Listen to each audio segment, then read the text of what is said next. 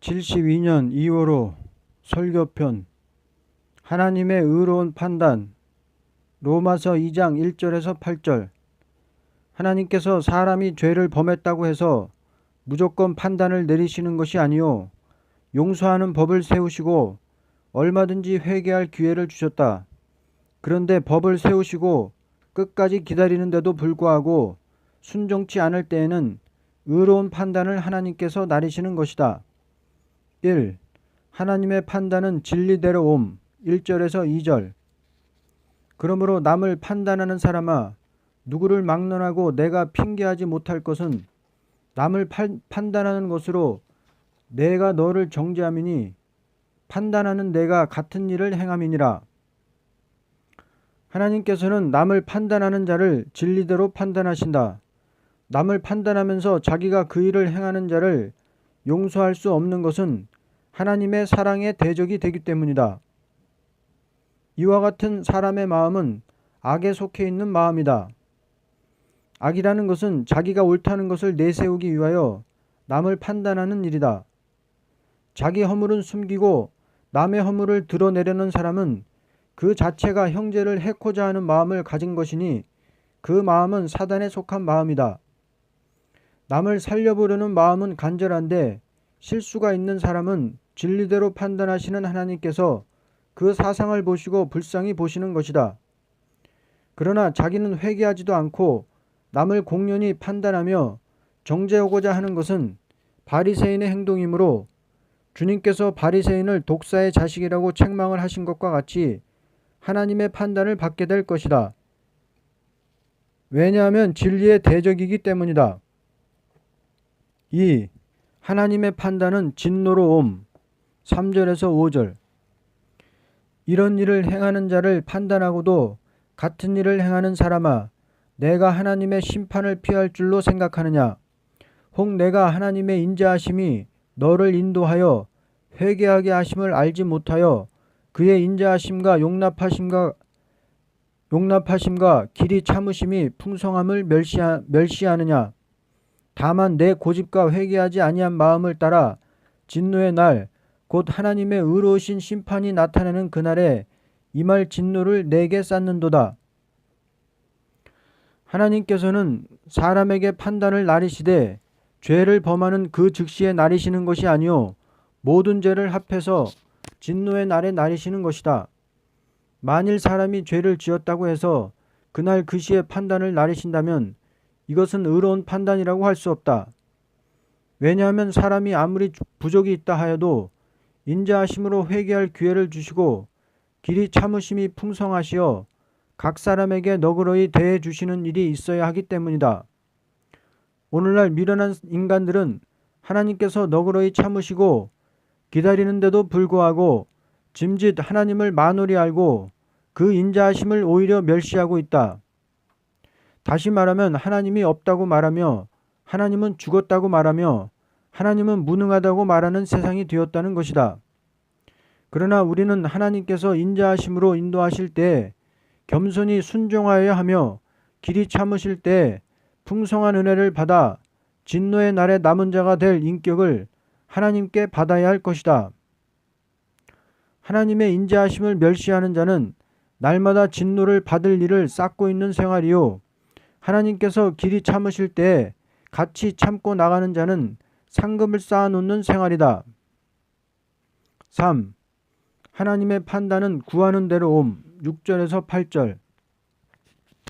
하나님께서 각 사람에게 그 행한 대로 보응하시되 참고 선을 행하여 영광과 존귀와 썩지 아니함을 구하는 자에게는 영생으로 하시고 오직 당을 지어 진리를 따르지 아니하고 불의를 따르는 자에게는 진노와 분노로 하시리라. 하나님께서는 인생들에게 자유를 주시고 무엇을 구하든지 구하는 대로 주신다. 그러므로 행한 대로 보응하시되 참고 선을 행하여 영광과 존귀와 썩지 아니함을 구하는 자에게는 영생으로 당을 지어 진리를 쫓지 아니하고 불의를 쫓는 자에게는 노와 분으로 갚으시는 것을 하나님의 의로운 판단이라는 것이다. 인간들에게 절대적인 자유를 주어 구하는 대로 주시되 무엇이든지 구하는 대로 줄 수 있는 공로를 독생자로 이루어 놓으시고 아무리 죄가 있다 하더라도 속죄를 구하면 속죄를 주시는 것이요 사랑으로 역사하는데도 불구하고 그 사랑을 부인하는 자에게는 진노를 나린다는 것이 하나님의 의로우신 판단이다. 죄 중에 제일 큰 죄는 하나님의 사랑을 믿지 않는 죄이다. 하나님께서 큰 사랑을 인간들에게 베풀어도 그 사랑을 믿지 않았기 때문에 큰 죄로 판단을 나르시는 것이다. 우리는 하나님의 의로운 판단에 대하여 다음과 같이 믿어야 한다. 첫째, 하나님께서는 중심을 보시고 판단하신다. 둘째, 하나님께서는 진리대로 판단하신다. 셋째, 하나님께서는 행한 대로 판단하신다. 오늘날 소위 신자라 하면서 하나님의 의로운 판단을 무시하고 공연히 남을 이단이라고 말하기를 좋아하며 자기 교파를 내세우고자 하며 자기의 권리를 내세우고자 하는 것은 죄 중에 가장 큰 죄이다. 왜냐하면 하나님을 믿지 않는 이방인의 죄가 아니오 교회 안의 죄이기 때문이다. 결론. 하나님의 의로운 판단은 거룩한 천국과 새 시대를 이루는 것이다.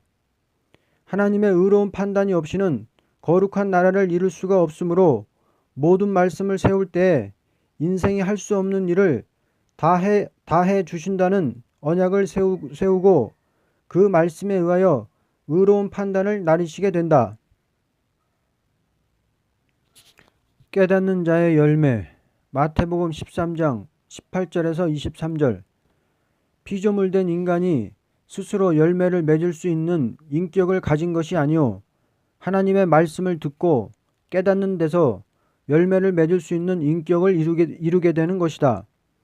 그러므로 주님께서 씨 뿌리는 비유를 말씀하실 때 깨달은 자라야 열매를 맺을 수 있다는 것을 가르치셨다. 사람이라는 것은 하나님의 것을 받는 일이 없이는 아무런 열매를 맺을 수가 없다. 그러므로 하나님의 말씀은 사람이 할 수 없는 일을 해 주시겠다는 약속이니 그 말씀을 깨닫기만 하면 열매가 나타나는 것은 말씀대로 역사하시는 하나님께 있는 것이다. 이제 깨닫는 자의 열매에 대하여 다음과 같이 본문으로 증거한다. 1. 감정적으로 각오한 자의 생활 20절에서 21절. 돌밭에 뿌려졌다는 것은 말씀을 듣고 즉시 기쁨으로 받되 그 속에 뿌리가 없어 잠시 견디다가 말씀으로 말미암아 환난과 박해가 일어날 때 곧 넘어지는 자요. 감정적인 사람의 깨달음이라는 것은 아무런 열매를 맺지 못하고 결국에는 감정으로 끝을 맺고 마는 것이다. 어떤 사람이 좋은 말을 할 때 자기의 인격에는 아무런 영향을 받지 못하고 좋게 된다는 그 말에만 감정을 받는 자의 생활은 뿌리 없는 꽃과 같다. 땅에서 자라는 꽃과 병에 꽂힌 꽃이 같은 시간에 아름답게 피었다 하여도 꽃병에 꽂힌 꽃은 아무런 열매를 맺지 못하고 잠깐 후에는 시들어 버릴 것이다. 이와 같이 돌밭에 뿌린 씨와 같은 사람의 생활이라는 것은 자기가 스스로 독립적인 생활을 하지 못하고 남의 감정에 끌리는 생활을 하게 된다.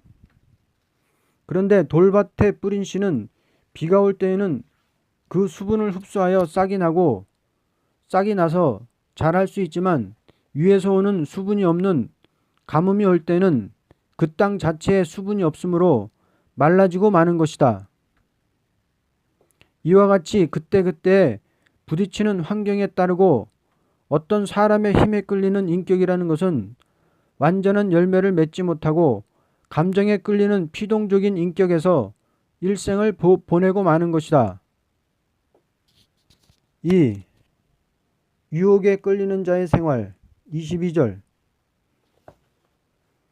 가시떨기에 뿌려졌다는 것은 말씀을 들으나 세상의 염려와 재물의 유혹에 말씀이 막혀 결실하지 못하는 자요. 유혹에 끌리는 사람이라는 것은 다음과 같은 잘못을 범하는 생활을 하는 자이다.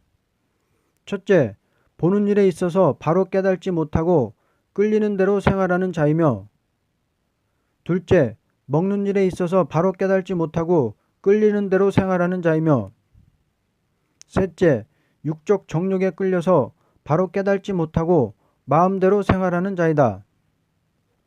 자기 마음을 마음대로 하지 못하고 보는 대로, 먹는 대로, 육의 정욕이 발생하는 대로 끌려가는 것은 유혹에 끌린 자의 생활이다. 이런 자의 생활은 아무런 주관도 없이 닥치는 대로 살아가는 것이다. 닥치는 대로 살아가자는 것이다. 가시덤불에 뿌린 씨는 자라기는 하지만 자유롭게 자랄 수가 없다. 이와 같이 말씀을 믿으면서도 말씀을 통하여 오는 역사를 받지 못하는 자는 하나님과 그 마음 사이에 유혹의 역사가 가리워 있는 증거이니, 이러한 자는 자유로이 활동을 하지를 못하게 된다. 3. 깨닫는 대로 열매를 맺는 자의 생활. 23절. 좋은 땅에 뿌려졌다는 것은 말씀을 듣고 깨닫는 자니, 결실하여 어떤 것은 100배, 어떤 것은 60배, 어떤 것은 30배가 되느니라 하시더라. 이 사람은 깨닫는 자체가 인격적인 체험으로 들어가는 것이다.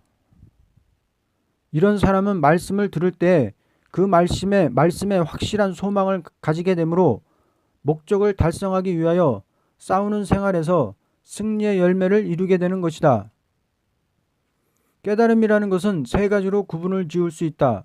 정신작용으로 깨닫는 일도 있고, 기술적인 방면으로 깨닫는 일도 있고, 영적 체험으로 깨닫는 일도 있다. 그런데 오늘 본문의 말씀은 영적 체험으로 깨닫게 되는 것을 말한 것이다. 그러므로 영적 깨달음이라는 것은 정신작용이나 인간의 노력을 초월하여 하나님께로부터 오는 것을 체험하는 데서 이루어지는 것이다. 이것은 인간 자력에 국한된 세계에서 열매가 나타나는 것이 아니고, 인간의 한계를 초월한 신의 세계에서 오는 것을 받게 되는 데서 열매가 나타나게 된다.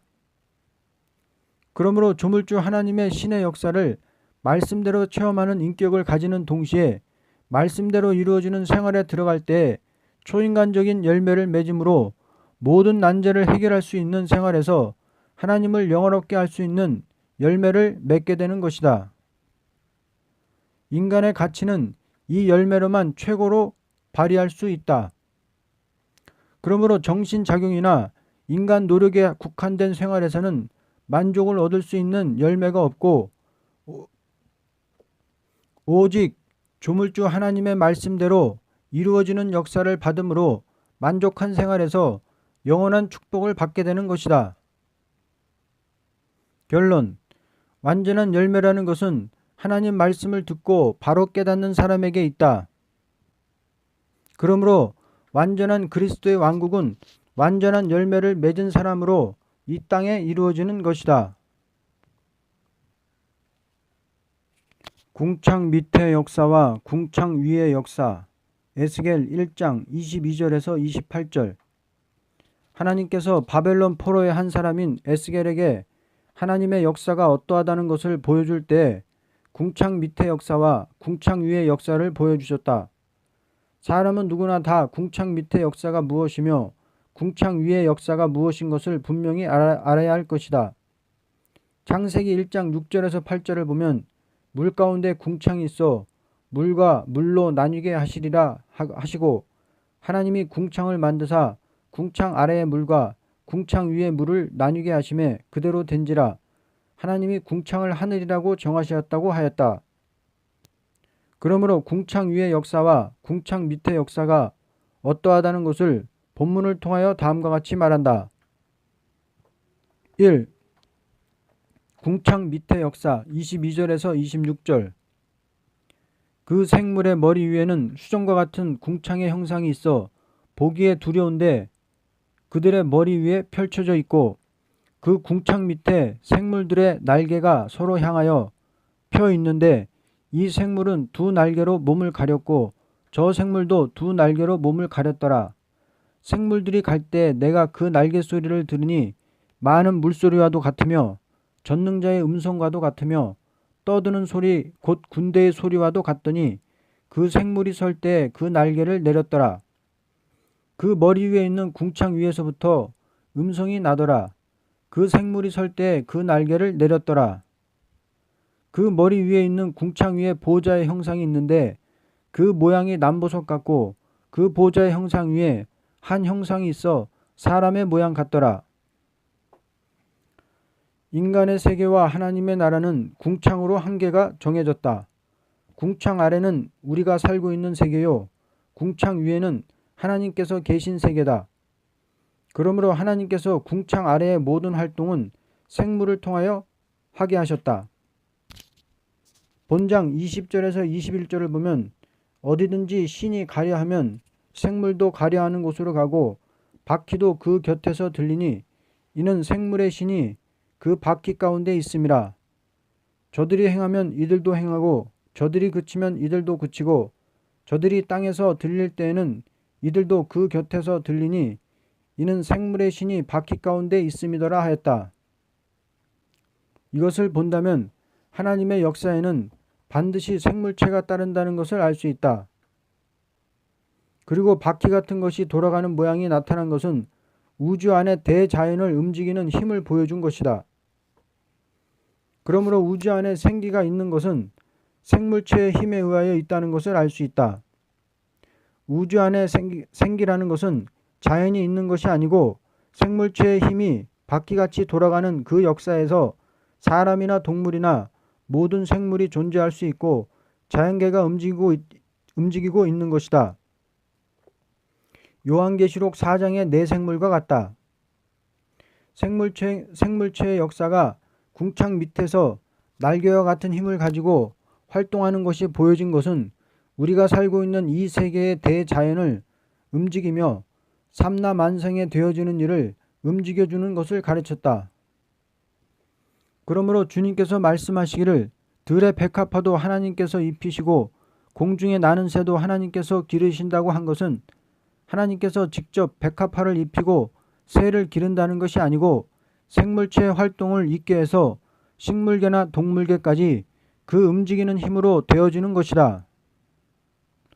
오늘날이라도 궁창 아래 생물체의 역사가 없어진다면 이 세계는 아무런 활동이 있을 수가 없다. 이 활동은 하나님의 말씀대로 이루어지는 역사이다. 2. 궁창 위의 역사 26절에서 28절. 그 머리 위에 있는 궁창 위에 보좌의 형상이 있는데 그 모양이 남보석 같고 그 보좌의 형상 위에 한 형상이 있어 사람의 모양 같더라. 내가 보니 그 허리 위의 모양은 단새 같아서 그 속과 주위가 불 같고 내가 보니 그 허리 아래의 모양도 불 같아서 사방으로 광채가 나며 그 사방 광채의 모양은 비오는 날 구름에 있는 무지개 같으니 이는 여호와의 영광의 형상의 모양이라. 내가 보고 엎드려 말씀하시는 이의 음성을 들으니라. 보좌의 모양이 남보석 같고 그 위에 한 형상이 있어 사람의 모양 같더라고 한 것은 하나님의 형상은 사람과 같은데 남보석 같은 푸른 광채는 얼마든지 살려줄 수 있는 생명의 근본이 보좌에서부터라는 것을 보여준 것이다. 허리 이상의 모양은 단새와 같아서 그 속과 그 주위가 불 같고 그 허리 이하의 모양도 불 같아서 사면으로 광채가 난다는 것은 하나님께서 공의로 심판할 진노의 형편을 보여준 것이다. 그리고 구름이 있는 무지개 같은 광채가 있는 것은 불변의 언약을 뜻한 것인데 이것이 여호와의 영광의 형상이라고 한 것은 얼마든지 살려줄 수 있는 생명의 자체가 되시며 심판하여 없이 할 공의의 자체가 되시며 불변의 언약인 진리의 자체가 되시는 것을 보여준 것이다. 그러므로 보좌 위의 역사는 영원한 영생의 생명으로 진노의 심판으로 불변의 약속의 말씀으로 움직이는 것을 알 수 있다.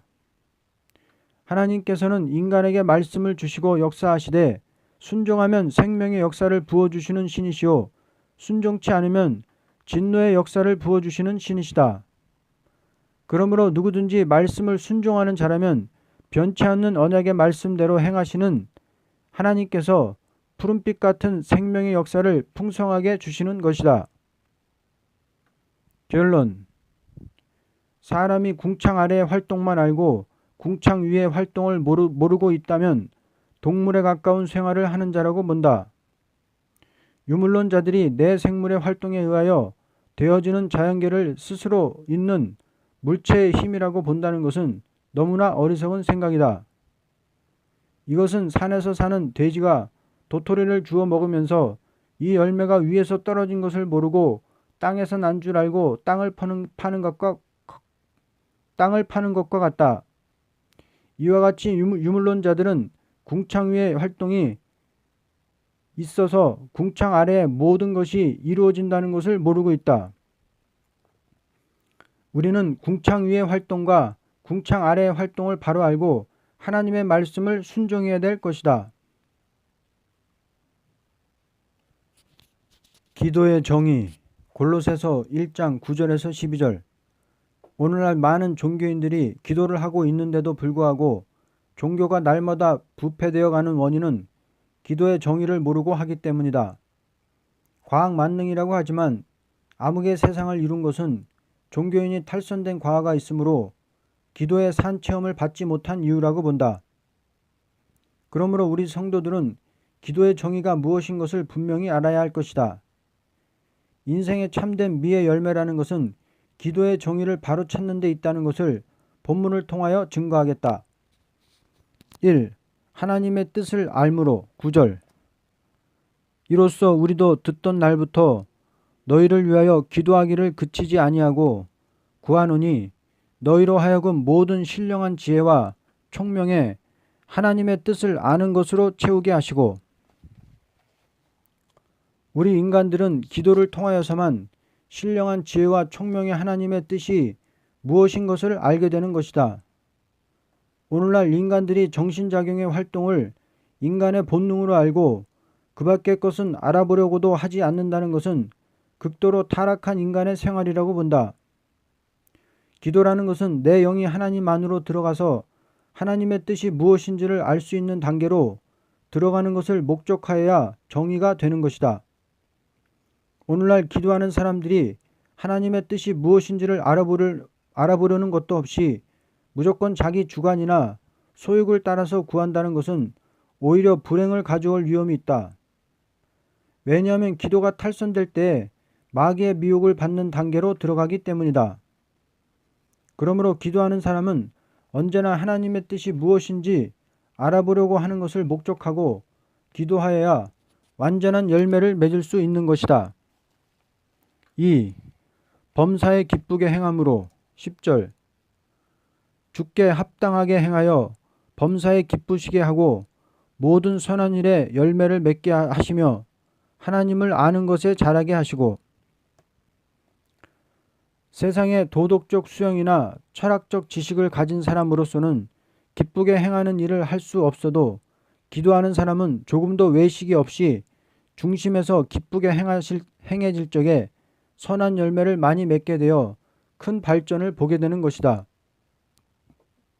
도덕적 행위라는 것은 사람에게 보이려는 데 불과하므로 사람에게 칭찬을 받는 열매를 맺게 되지만 주님 중심으로 기쁘게 행하는 일은 하나님께서 기쁘게 축복할 일이므로 초인간적인 열매를 맺게 되는 것이다. 언제나 기도하는 사람이 억지로 하는 것이 있게 된다면 그 기도는 우상 앞에 드리는 기도나 다름이 없다. 기도의 정의라는 것은 기쁘게 행하는 것이니 이것은 하나님이 받으시는 제사가 되므로 나날이 하나님을 아는 지식으로 발전하여 완전한 인격을 이루는 동시에 완전한 생활에서 완전한 왕권의 축복을 받는 데까지 이르게 되는 것이다. 3. 모든 견딤과 오래 참음의 이름으로. 11절. 그의 영광의 힘을 따라 모든 능력으로 능하게 하시며 기쁨으로 모든 견딤과 오래 참음에 이르게 하시고. 인간 생활에 있어서 최고의 가치를 찾는 것은 오래 참음에 이르는 것이다. 왜냐하면 이 세상 생활은 마귀 세력과 싸우는 생활이기 때문이다. 이 참는 힘을 주님께서 주시는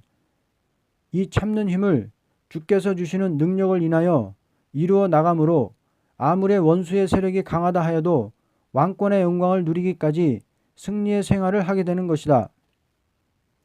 모든 인간들은 그날그날의 안락을 요구하는 생활에서 무엇을 얻기 위하여 기도하지만 그리스도인의 기도는 오래 참음에 이르는 것을 목적으로 두고 기도하는 것이 정의가 된다. 우리가 날마다 기도로서 힘을 얻는 것은 금세에서 영광을 누리자는 것이 아니고 세세 영광을 목적하고 싸워 이기기 위하여 구하는 것이다. 4. 아버지께 감사하게 되므로 12절 우리로 하여금 빛 가운데서 성도의 기업의 부분을 얻기에 합당하게 하신 아버지께 감사하게 하시기를 원하노라. 참된 신앙을 가진 사람의 생활은 영원한 기업을 목적했으므로 그 기업을 얻기에 합당한 사람이 되고자 하여 항상 아버지께 감사하는 생활이 있게 된다. 왜냐하면 이 땅에서 되어지는 모든 일은 참된 성도가 영광의 기업을 얻는데 손해를 주는 일이 하나도 없기 때문이다.